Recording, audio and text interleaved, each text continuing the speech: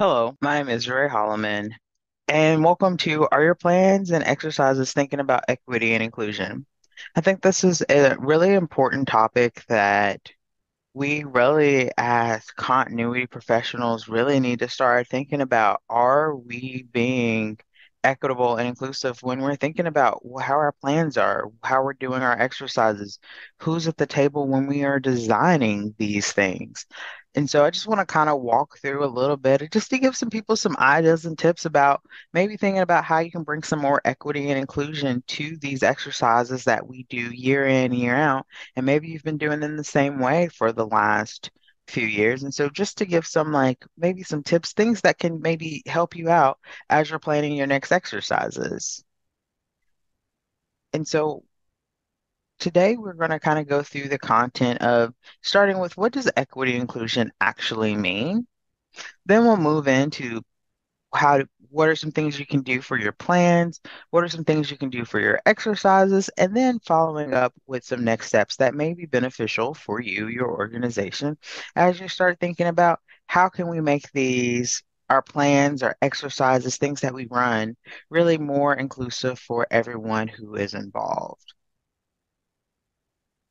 And I know that equity and inclusion gets kind of batted around a lot, especially these days, but it's something that we need to think about because as continuity professionals, we need to ensure that our plans work for everybody in our building, everybody that we are responsible for making sure gets out of an event safely. We should be thinking about, are we thinking about people with physical disabilities, people that may, things that you can see and maybe some things that you can't see.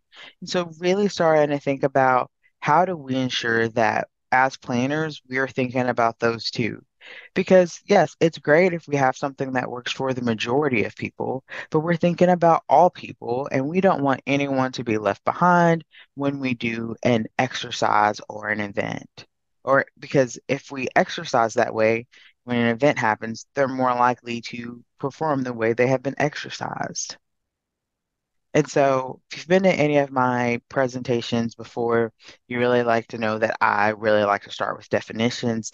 I like to start with what the word means. That way, we kind of have a better understanding of, what are we actually talking about. And so, for equity, we're really looking at how to treat everyone fairly.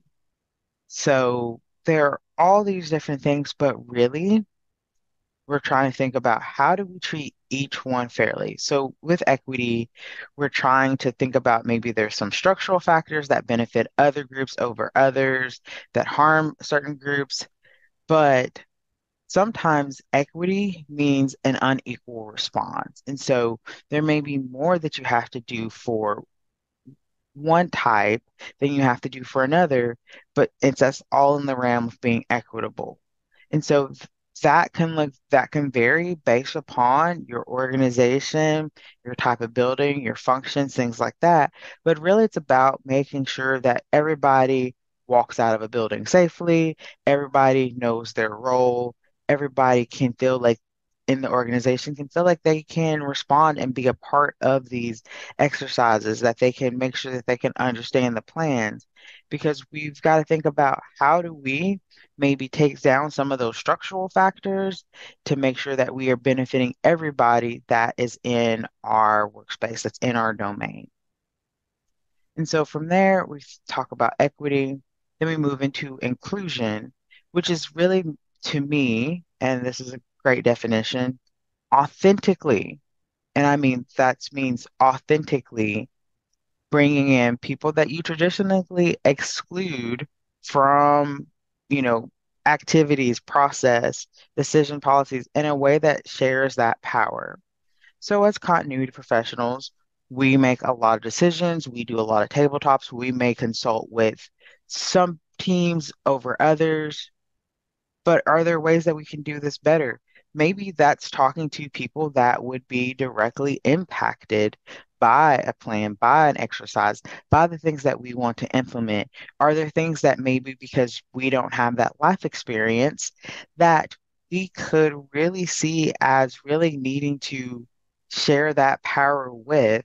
to ensure that they are able to feel like they are being included, they feel a sense of belonging in the organization. Because if we are excluding them at the core levels of thinking about something as such as life safety, like a fire drill, tornado drill, active shooter drill, they may not feel included. And that's a part of the company culture. We want to think about the company culture as, thinking about taking care of our employees, taking care of the people that are in our buildings.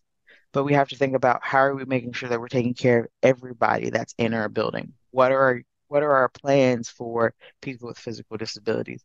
What are our plans for people that may be hard of hearing or visually impaired? What are we doing to ensure that they feel safe in these spaces as well?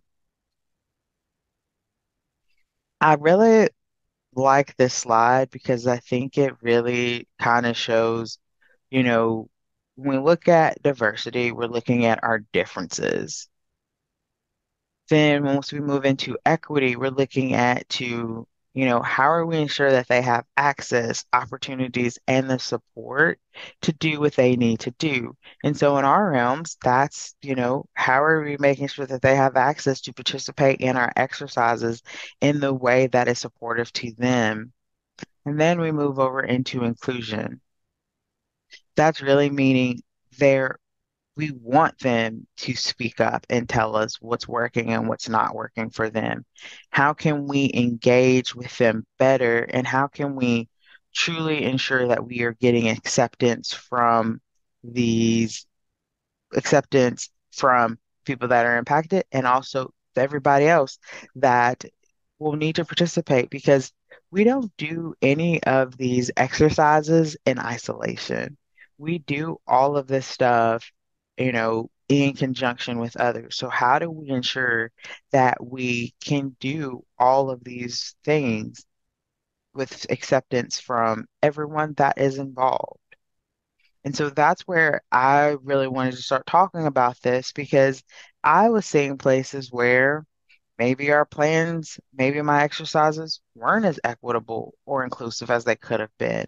And so, how can I start moving my plans, my exercises to ensure that I'm thinking about all different types of peoples? How do people work under pressure? Because when we are in these crisis situations, a lot of times people are working under pressure. This may not be their norm. So, how can we kind of alleviate some of that stress in ways that may be beneficial to them, while also making sure that they stay equitable and inclusive and thinking about what our differences peoples have? So, if we think about our plans, these are written documents that we want people to use, even though so many times we talk about them just being, printed out and put on a bookshelf for, to check a box for auditors and stuff. But I think ultimately, most of us want our plans to be useful. We want them to be something that people either know how to access, know how to get to, think about how they can do this in a way that is the same every single time that they do it. Making sure they know how to escalate, they know who to contact, all of those things. But are our plans really equitable? Are they being inclusive of everyone who is in our environment? Are there things that we could change to make them better? Is it small things? Is it large things? So, the first thing that I kind of want to move into is talking about language. Language is so important.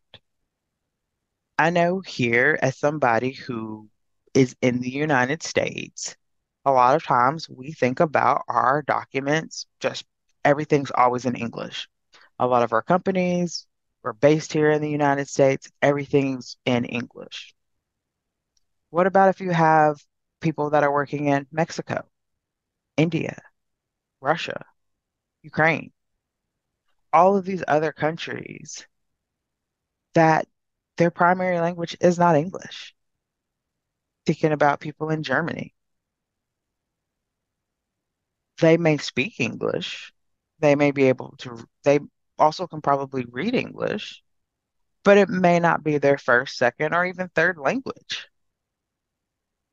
What if we didn't require for our plans to be in English, but to be in the language that is natively spoken in that country? I've come up against this quite a bit over the last year, the company that I work at, where we have a lot of our documents that are written in English because it's a common language that mostly everybody knows. But English, y'all, it's not an English easy language to learn, and there's a lot of nuance to it. How many words are, sound the same but spelled differently and have different meanings? English not is not a super easy language to learn. But how hard would it be for, you know, our plans to be maybe in Spanish? Maybe they're in German. Maybe they're in Italian, based upon the country that that plan is built for. I, as a continuity professional, want you to have a plan, but also to be equitable and inclusive. Do I want you to have to try to translate a plan from English to your native language in a crisis situation?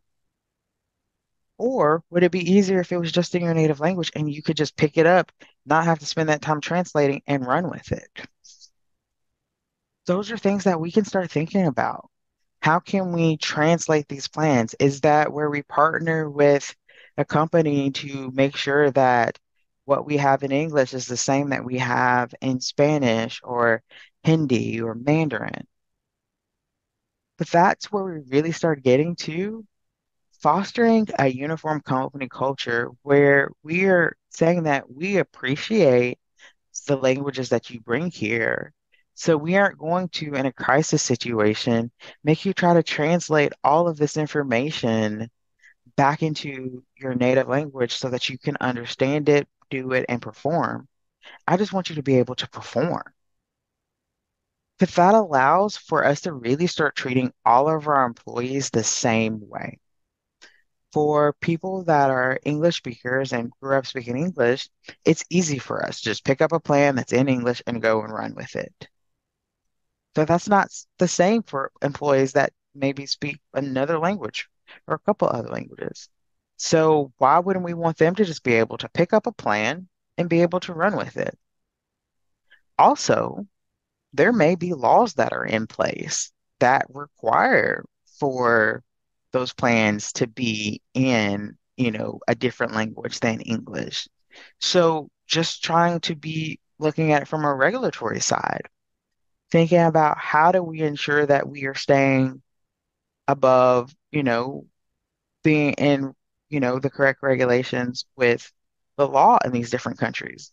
That's something that we need to start thinking about if they have where public documentation needs to be in two different languages, we may need to provide that. And that's something that we may need to start looking into as organizations, as, we are looking globally.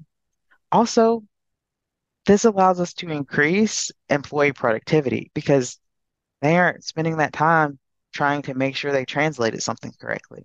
They know that they have it correct in their language and they can just go and move on and they don't have to worry about, oh, especially with English, did I translate this the right way? Is this the right thing that they want me to do? It's just about making things easier. And ultimately, this creates better understanding because, again, they don't have to spend that time worry about did something get translated correctly, incorrectly. They don't have to worry about that. They can just pick it up, implement, and we can restore services faster. And so it's thinking about this is small things. It's just a language change, but how impactful could that make your day? I was speaking with some coworkers a while back and they're in Mexico and I was noticing that when I get the acceptance from them in Outlook, it was coming back in Spanish. And so thinking about how they set up all their systems. They're setting their stuff up in Spanish and then they translate it into English. Why can't we just make it easier on them and have it already prepared or work with them and see it should be in Spanish? And so then from there, also thinking about plans, another way is just being more gender inclusive.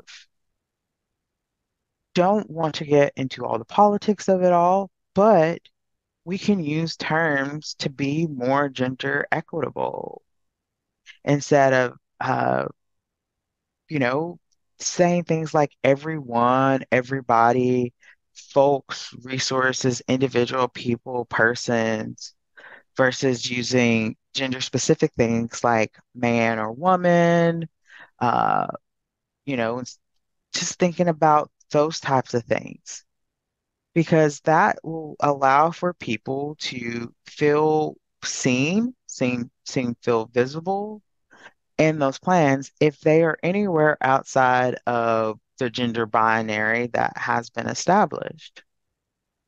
So really trying to take out, using things that say man, woman, and use things that are just more equitable and more inclusive. And then if you're going to use pronouns in your plans, then an inclusive way would really be to say, he, she, they, because there are a lot of non-binary people that are coming into the workforce and they want to see that they are being recognized in a workplace and that their workplace is being inclusive of them.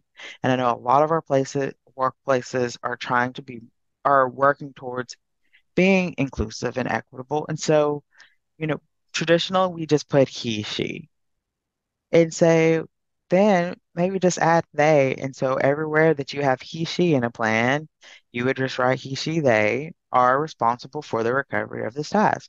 Or maybe you about using pronouns and is there something else? Be like storage resource, network resource, something that is much more specific in these examples versus just using pronouns, because that way you will know exactly who is being talked about versus maybe leaving it a little bit more up to interpretation. So, really getting specific with who you're asking for allows it to be also more equitable. It's not that difficult to say your network engineer, your server engineer, you know, things like that, versus saying he, she is responsible for this task. So maybe more wordy, more words, but it also allows for more specificity, which sometimes is really needed and important. So from there, let's just think about how do we make our documents accessible? These are documents that, we go through and we pour through year after year, we go through, we pull them off a shelf, we use them. So things to make these accessible for more people, keeping your sentences short, have short sentences. There are people that may have problems, they have dyslexia, they if you can say it in a short sentence versus having these long paragraphs, especially when it comes to action items. Keep it short, keep your paragraphs short. Make sure that you have spacing between them so they're not all running together. That may help people that may have vision problems. Use sans serif fonts. Those are seen to be easier for a lot of people to read and be able to understand than other fonts. And so you can look up a list of those on Google and figure out what fonts are better for certain things than versus others. Another big thing is people that are vision impaired and they may have a reader reading the content to them, having image descriptions so they know what an image shows, what it says. That way people can see what it looks like. Also, avoiding jargon makes it accessible because not everybody always understands jargon or metaphors, things like that. So, keeping it, if you can, very to the facts, technical terms, spelling things out when you use them so people don't have to guess because we know we love our acronyms, but a great example is RTO. We we know this as recovery time objective, but guess what? I also see RTO as return to office. So we can't just say RTO anymore because in certain contexts, it could mean different things. Also, another thing is using pastel colored backgrounds. Those differences may make it a little bit easier for people to be able to read and process the information that they are seeing on, the screen. So that's something to think about. How is your content going to show up? All of these various things just to ensure that applications that are, like the application of our plans can actually be implemented because people can read it, they can understand it, and it makes sense to them. And so if a plan doesn't make sense to them, they're not going to use it and they're going to figure out some other way. And so from there, really want to start looking at exercises. We think about fire drills, active shooters, technical recoveries. There's so many different types of exercises that we may do as an organization. Are they always equitable? Are they always inclusive? They're not. I know that I've participated sometimes in exercises uh, that haven't always been the most inclusive. And I'm somebody who, you know, does this, but, and so that got me started thinking, I'm like, huh, how would I do this if I am walking around on crutches or I have a cane? I spent a good chunk over the last couple of years having to be on crutches. So instead of using the stairs a lot of times, I use the elevator because it's safer. But if I'm on the third or fifth floor and we have a fire drill and the elevators aren't working, how would I evacuate? Would it take me longer? Is anyone ensuring that I'm being able to evacuate safely? Because this is something that for me was temporary. But what about our people that have permanent disabilities and they cannot potentially use the stairs? How are we ensuring that they are evacuating safely? So these are just things that we need to start thinking about. I know people have floor wardens and things like that, but have we brought those people to the table to ask them, you know, what they would like? So really looking at physical disabilities. How are we ensuring that people with a mobility disability are able to participate in exercises that may restrict the usage of the elevators? Are you bringing them to the table? Are you asking them what they would like? Because the answer is not just, oh, well, somebody would carry them down the stairs, this, that, and the other. That may not be what they want. Are there other things that we can do? Is that maybe saying we need to invite the people that have these kinds of disabilities to the table? We're thinking about a fire drill, an active shooter drill, tornado drill, anything that may cause an evacuation of the building where you can't use the elevators. What are we doing there? But that's where we start being about a little bit more inclusive, bringing them to the table, asking them, what do you need? How can we help? Makes you feel comfortable?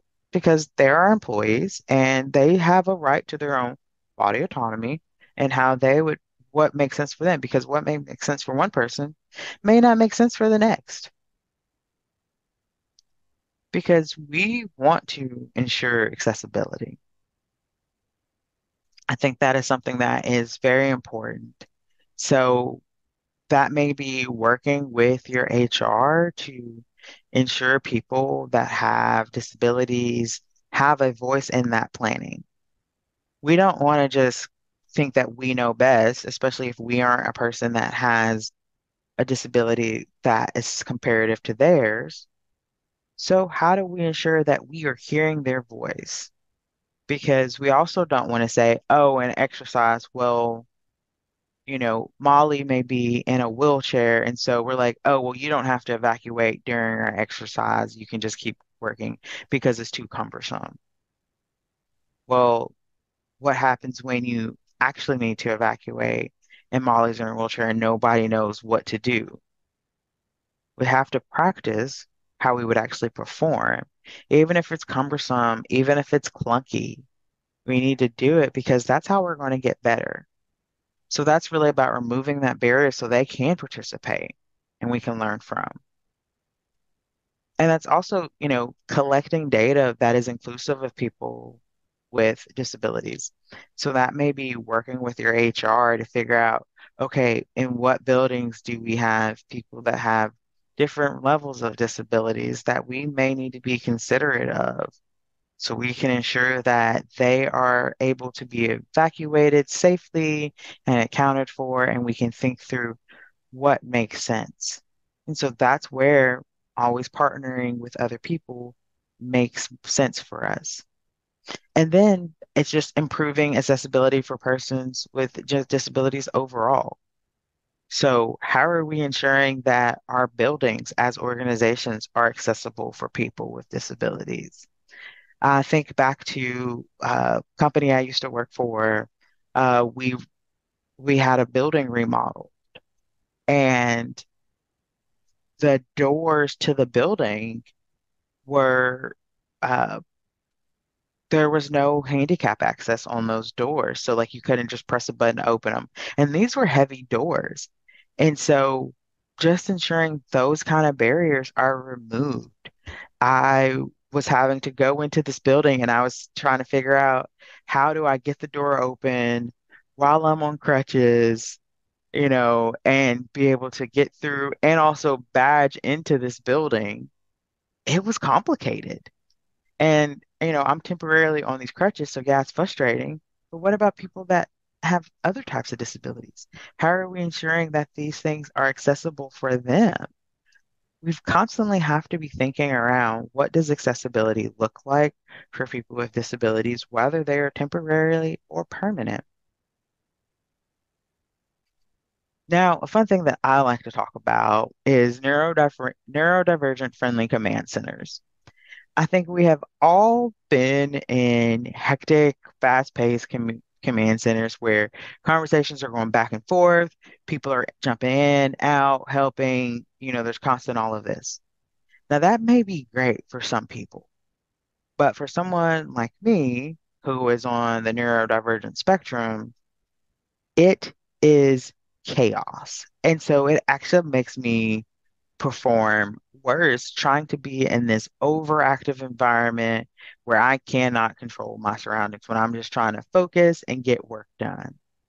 So if you're thinking about command centers and you're requiring people to come in, maybe that's having separate spaces that have, quiet that can be a little bit more sensory controlled so that work can get done so people aren't getting overstimulated in that space because it's already high stress, high heightened emotions.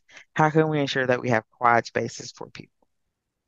Also, maybe that's having some type of written communication checklist instead of trying to listen to stuff verbally because some neurodivergent people have problems hearing auditory information. So is there like things that we're saying, is that also being put into a chat somewhere? Is there a checklist that people may need to perform? Those types of things to really make it easier for people to understand.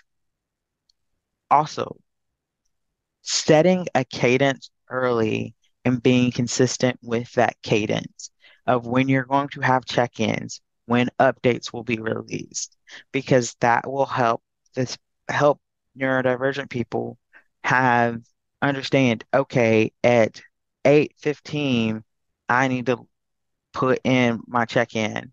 And at 8:45, I will get an overall update on the status. Those things help because then you're not left guessing and people can kind of mold to that kind of schedule while you're going through this incident. Because neurodivergent people are very responsive and we can be very flexible, but we have to have some things in place so we know what's expected of us, when, where, and how. And also, just having flexibility in the response. Is it necessary to have everybody in the same room or the same space? Can some people work from home if that's a better environment for them and they can do all the same things versus bringing people down in person? Thinking around what does our environment even look like in, a world post-COVID?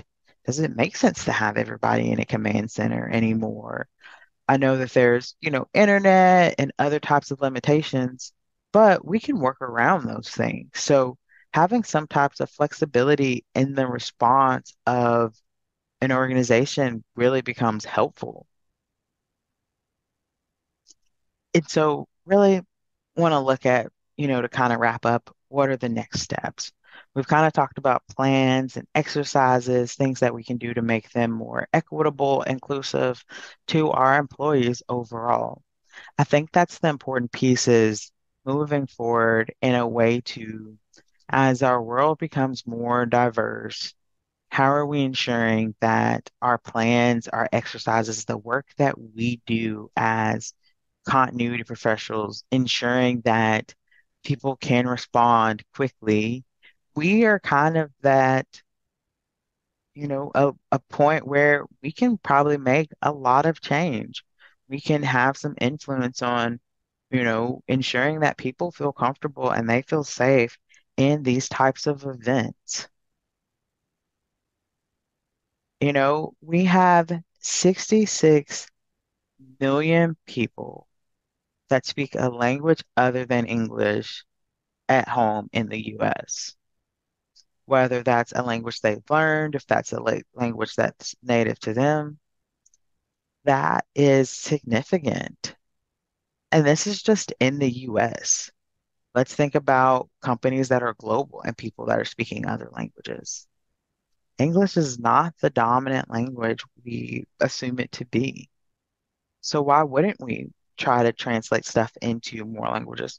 Yes, it may cost money, but it could also potentially save a lot of stress, headache, increase productivity, all the things that we talked about before. Also, 42.5 million people have a disability in the US. And that's just people that have kind of documented it. That number is increasing. And that's people that have named that they have a disability. It is, I don't think that a lot of people realize how easy it could become to become disabled. It can happen very quickly sometimes. You could be in a car accident, you could have a stroke. There are all these things that can make you have some type of permanent disability. And these people still have to work. So we have to think about how are we ensuring that they are being included in these types of scenarios.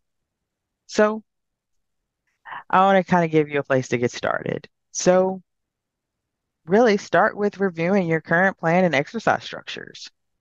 Are they equitable? Are they inclusive? Do you have the right people giving you feedback? Are the right people at the table? Just starting there. That's a great place to start for a lot of organizations. Just look at your plans. What can you do? Is there language that you can change? Is there teams that you can work with that can help you? Then work with your HR and DE&I departments if you have them.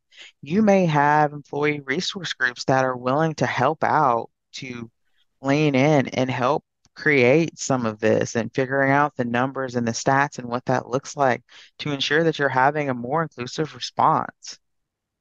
Also, reach out to impacted people to see what benefits them. Don't guess, don't assume, ask because they will tell you what benefits them.